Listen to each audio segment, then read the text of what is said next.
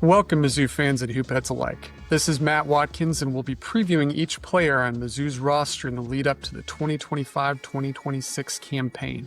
In today's episode, we will be talking about returning guard Anthony Robinson. Anthony Robinson had kind of a breakout campaign as a sophomore. He continues a long line of Dennis Gates players to do so. He made a bigger jump than I think I expected and most expected. We thought he could be pretty good, but it turns out that for the most part, he was really good. His emergence caused kind of a possession congestion, we'll call it, last year. Mizzou had imported Tony Perkins out of the transfer portal, which made kind of a crunch at the lead guard position, but they managed to handle it well. When Robinson was great, he was probably the best player on the floor. It didn't matter who they were playing. He was that good. The problem was he lacked consistency, whether that was getting into foul trouble. His fouls were over 5 per 40 minutes played, which is high. It's very high for a guard. And there were times, I recall the Mississippi State game on the road specifically, where he wasn't in foul trouble, but just had turnover issues and wasn't playing up to par.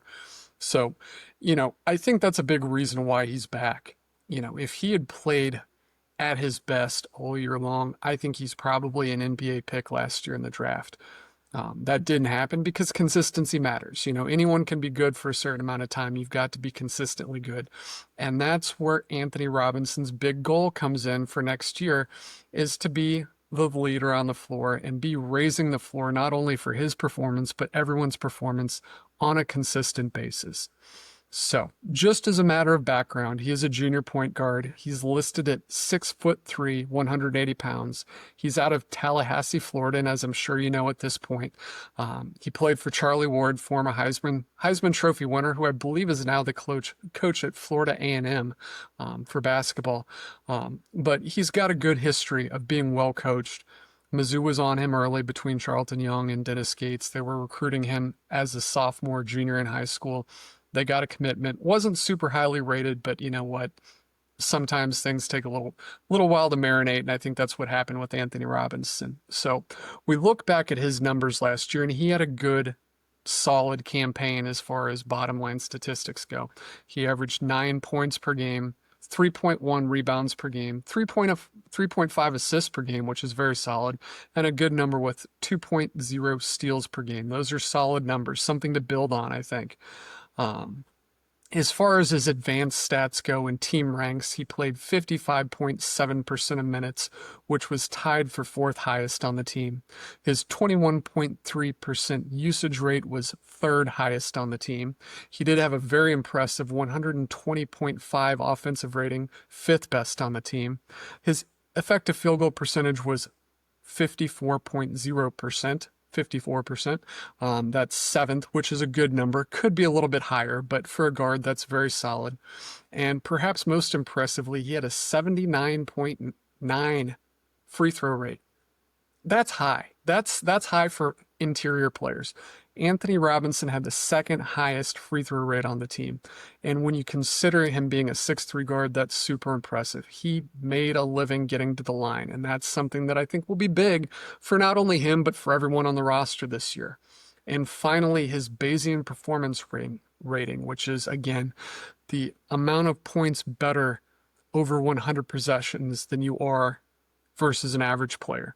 And he was 7.28 points better than the average player. That was 1st on the team and 4th highest among all SEC players. We're talking about a historic year in the SEC. Florida won the national championship. Auburn had arguably the best regular season of any team in modern history. The conference was stacked, and Anthony Robinson, in terms of entire impact, was 4th best. Let that sink in for a second. He was really, really good when he was on the court and performing last year. So, jumping forward to this year, what is his role? Well, I think it's simple. He's going to be the starting point guard, absent something crazy happening. He's going to be dependent upon to be one of the team leaders, and I think that's where he's going to need to make that next step. He was good in an individual role. He did a decent job of getting other players involved, but he was never truly the focal point of the offense. And I think that's something that's going to have to change a little bit. He may not be the guy, but he needs to be one of the guys. His projections this year from yours truly, 70.2% of minutes played, which is, that's close to 28, 30 minutes a game. That would be second highest on the team. His 21% projected usage would be third highest. And I have him at about 11 or 12 points a game, which that's a pretty hefty number. It's a step up, but not a huge step.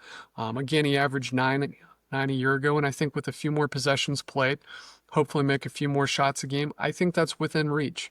So, we know Anthony Robinson. Let's talk about his film, what he does well, and where he can improve. When we talk about Anthony Robinson, on offense, the conversation really starts and ends with his ability to create his own shot in pick and roll situations. Again, for those of you who may be watching, what the heck is a pick and roll? That's simply where someone comes and sets a ball screen for him to create an advantage.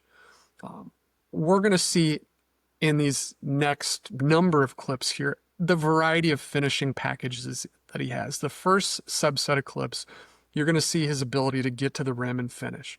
What you really notice about Anthony Robinson is he's not super quick turning the corner. He's not burning off these ball screens. He's manipulating them. He's being smart. He's heady. He's reading the coverage. He's using his body well, getting to his spots, absorbing contact, and finishing. That is something that is so impressive for a guy his age. Anyone at the college level, for that matter. That is something that is a feel. You have to learn that over time. It's not something that you just go out and start doing. He did a superb job at that. And I'm going to run a few stats here by you.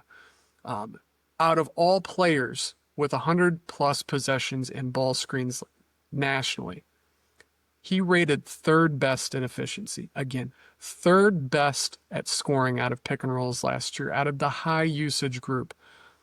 The points per possession on his ball screen attempts were 1.114. That's essentially the same as an open three-point attempt off the catch for a good shooter. He was that good. And it's because he can read the defense. He manipulates the ball screen coverages. He does a great job of using his body, using his mind, and keeping his dribble.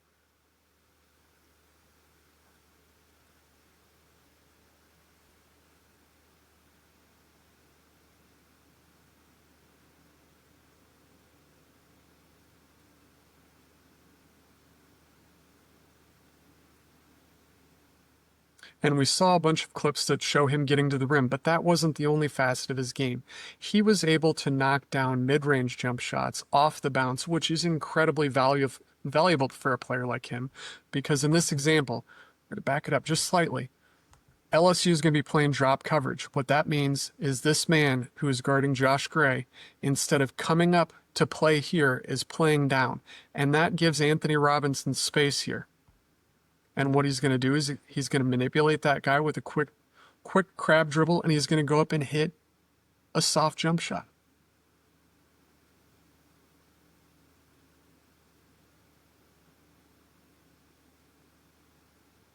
If players are playing him to go to the rim, he has the ability to hit these little step back jump shots that make him so incredibly valuable in this format.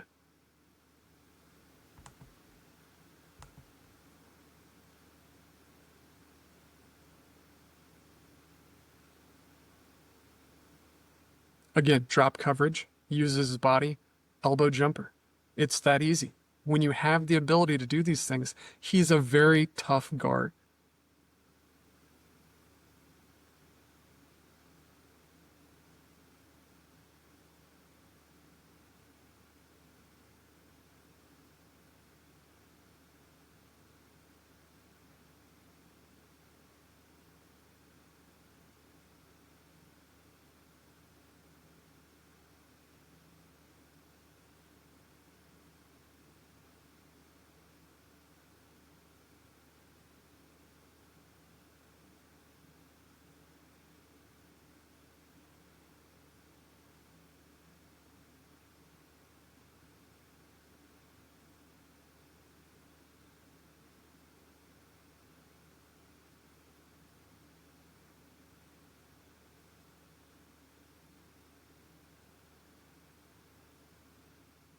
just uses his shoulder a little bit to clear enough space to get the jumper off.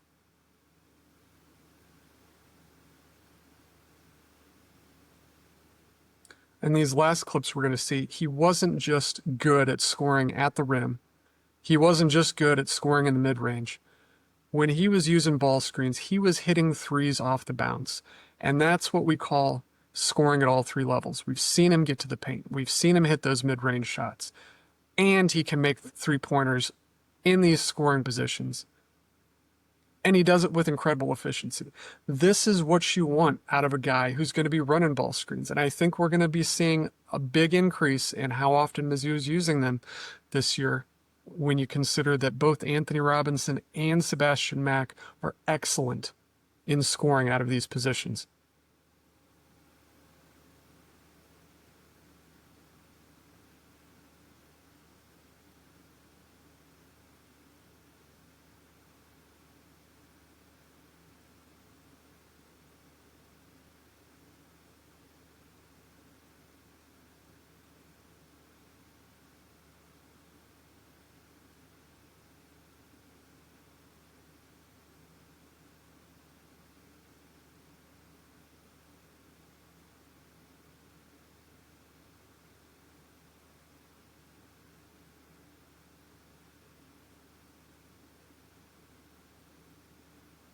Step back, bottom. That easy.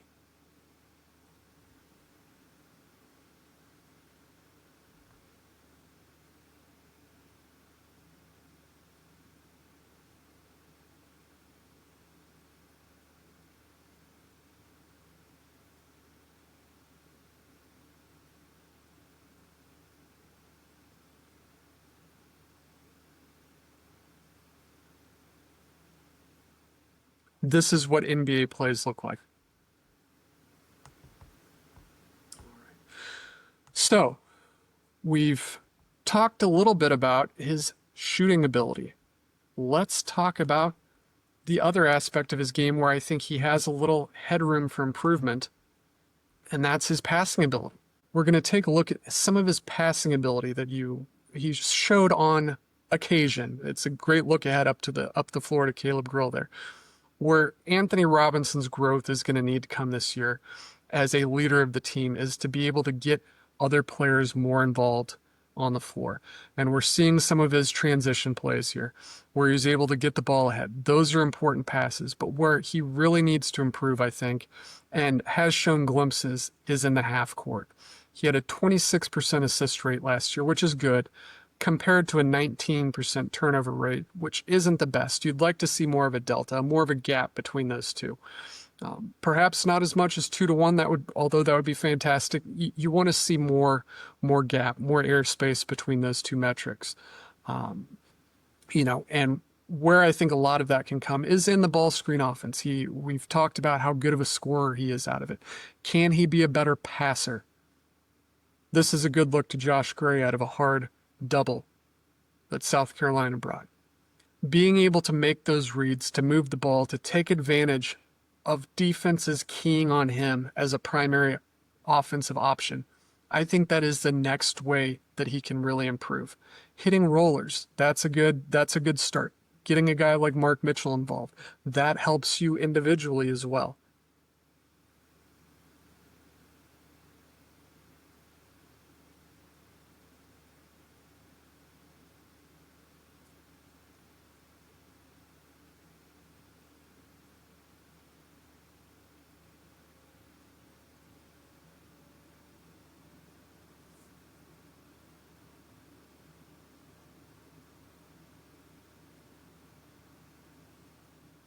For Anthony Robinson to truly take the next step, to have his metrics match his impact offensively, it's going to be because he becomes a complete player. He's almost there. He shows glimpses of what he can do passing. This is a great read to a cutter along the baseline. The ability to get everyone else involved, to make other players on the team better, I think is where he can make that next step.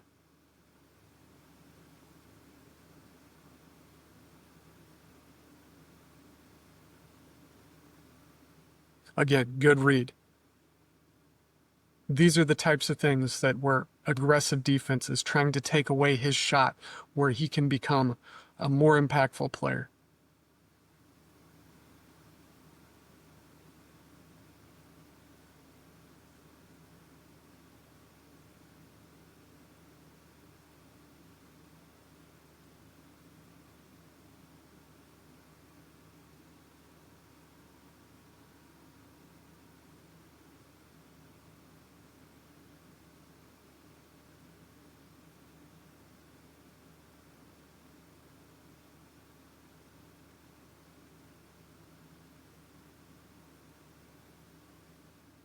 Anthony Robinson was great against California. That's a game they were trailing by, I believe, 17 at halftime. He and Tamar Bates were huge in the comeback, and Robinson was a big part of it, both on the ball and making great reads like this. This is probably the game that if you wanted to put on tape for an NBA team to watch and say, hey, this is what he's got, that's the game that I would have picked from last year.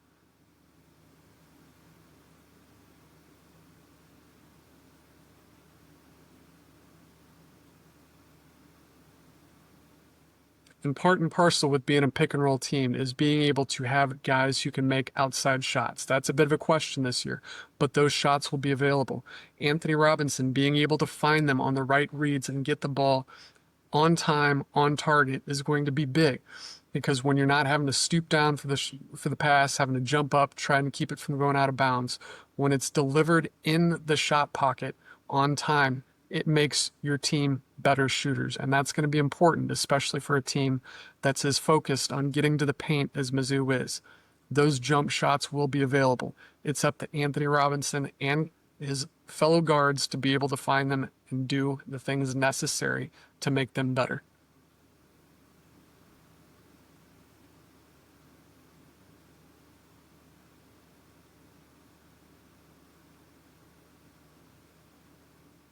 It's a great read.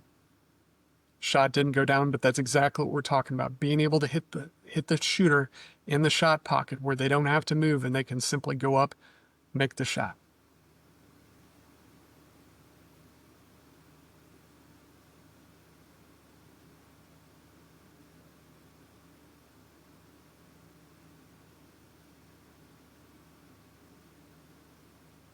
Perfect pass, not the perfect result, but again, process here. Anthony Robinson makes the correct read, finds a shooter in the corner. That's what the offense is working at getting shots open for, and that's the manner in which they do it.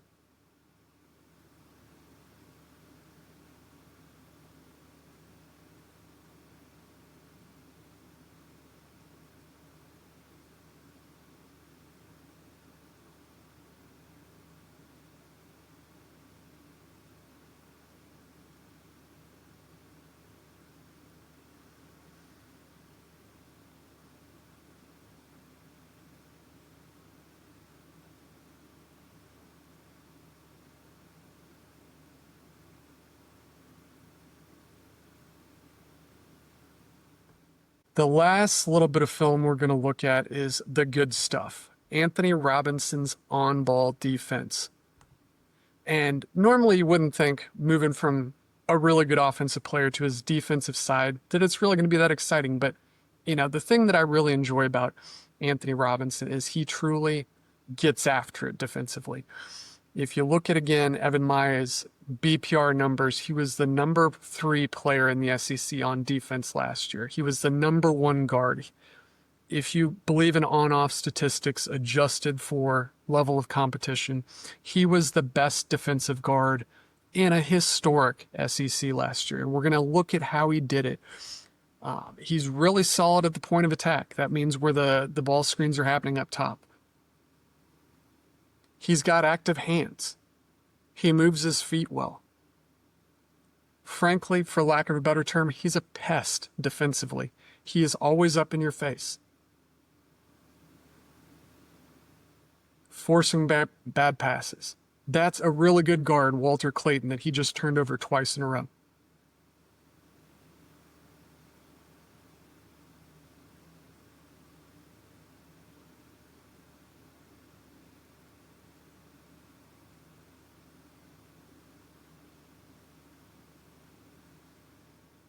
Look at that individual effort.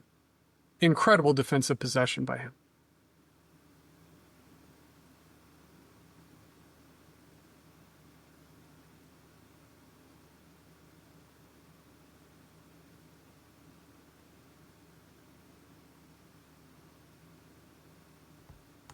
Freeze that for a second. Here he is taking an A.J. Hoggard. Fifth year Michigan State transfer. Not Mississippi State, Michigan State. Hoggard has got him in size and physicality. Watch him absorb the contact and still get in and strip the ball away. These are elite defensive plays. There's no other way to say it. Here he is on Wade Taylor, a 4-year guard who is just a dynamite scorer, forces a tough shot. He moves his feet well. He keeps his hands out and active. He's not afraid of playing physical. He's not afraid of playing fast. And if you show him the ball, he's going to take it. That's as simple as it is. Show Anthony Robinson any part of the Orange basketball, and he is like a magnet.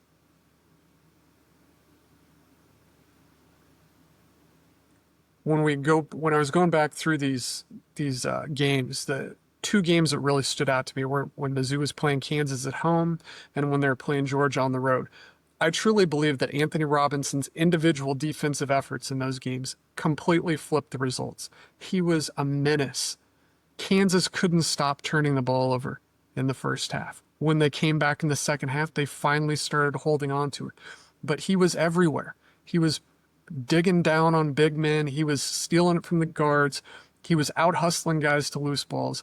His ability to be that type of pest as the cornerstone of Mizzou's defense at a very important defensive position is huge.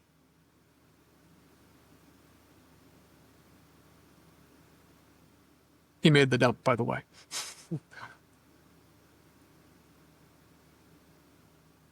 All-time hustle play here. This is where Mizzou's lead was starting to slip away a little bit.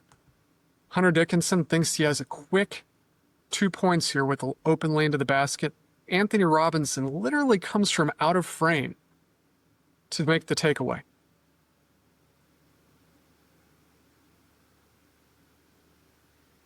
And again, we talked about Kansas. Here's the Georgia effort. Again, Mizzou was having kind of a dogfight, for lack of a better term, pun intended.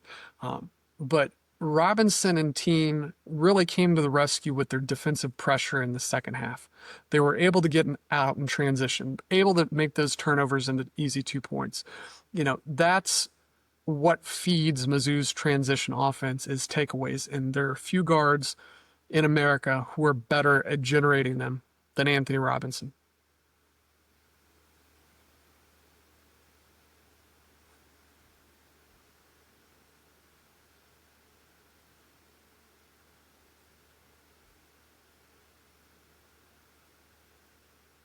All right, so that's all the film I have for you on Anthony Robinson. I hope you enjoyed it. He's going to be an exciting player. He's one of my personal favorites watching him, going back through all this film. He does a lot of the things that successful teams do, and he does them well. Just being consistent is going to be his biggest challenge. We talk about the foul trouble. A lot of those came on offensive fouls. They were frustration fouls. Those are the types of things when you're a junior, you're a team leader, you're one of the team's main offensive pieces that you can't have.